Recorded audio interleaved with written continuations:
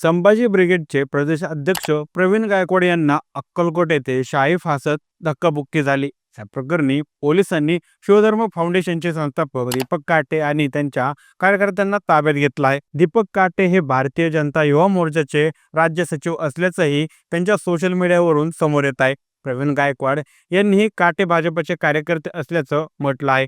प्रवीण गायकवाड अक्कलकोट येथील फतेसिंह शिक्षण संस्थेच्या कार्यक्रमातील सत्कार समारंभासाठी गेले होते. यावेळी तिथे जन्मेजय राजे भोसलेही उपस्थित होते. संभाजी ब्रिगेड हे नाव बदलून छत्रपती संभाजी ब्रिगेड असं करावे या मागणीसाठी ही शाही वेग करण्यात आल्याचा दावा आरोपींनी केला आहे.